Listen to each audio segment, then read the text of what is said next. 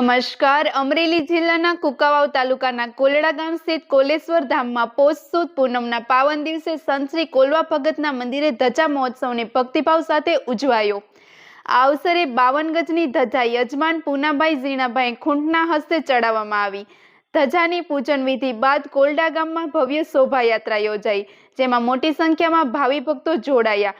કોલેશ્વર ધામ ખાતે દર પૂનમે 52 ગજની ધજા ચડાવવાની પરંપરા સાથે દ્વારકાધીશ પ્રભુની અખંડ જ્યોતના દર્શન માટે દૂર દૂરથી શ્રદ્ધાળુઓ ઉમટી પડે છે. કાર્યક્રમનું આયોજન કોલવા યુવક મંડળ કોલડા ટ્રસ્ટ દ્વારા કરવામાં આવ્યું હતું.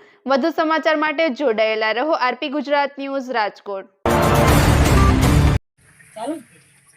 હું વિરલ ખોટકુલ કોલેશ્વર ધામ કોલડા ખાતે પોષ સુદ પૂનમના દિવસે સંત શ્રી કોલવા ભગતના મંદિરે ધજા મહોત્સવ ઉજવાયો. કોલડા ગામ ખાતે કોલેશ્વર ધામ તરીકે ઓળખાતું સંત શ્રી કોલવા ભગતના મંદિરે ધજા મહોત્સવની ભક્તિભાવ સાથે ઉજવણી કરવામાં આવી હતી. સંત શ્રી કોલવા ભગતના મંદિરે 52 ગજની ધજા ચડાવવામાં આવી હતી. 52 ગજની ધજાજીના યજમાન પૂનાભાઈ ઝીણાભાઈ ખૂંટ દ્વારા 52 ગજની ધજાનું ધજા ચડાવવાનું આયોજન કરવામાં આવ્યું હતું. પૂનાભાઈ ઝીણાભાઈ ખૂંટના નિવાસ સ્થાનેથી ધજા 52 ગજની ધજાજીનું પૂજન વિધિ કરીને આખા કોલડા ગામમાં શોભાયાત્રા કરવામાં આવી હતી. આ શોભાયાત્રામાં મોટી સંખ્યામાં ભાવિ ભક્તો જોડાયા હતા.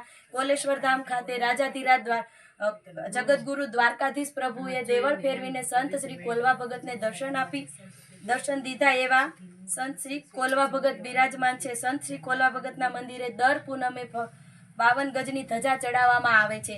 દર પૂનમે દૂર દૂરથી ભાવિ ભક્તો સંત શ્રી કોલવા ભગતના દર્શન કરવા આવે છે.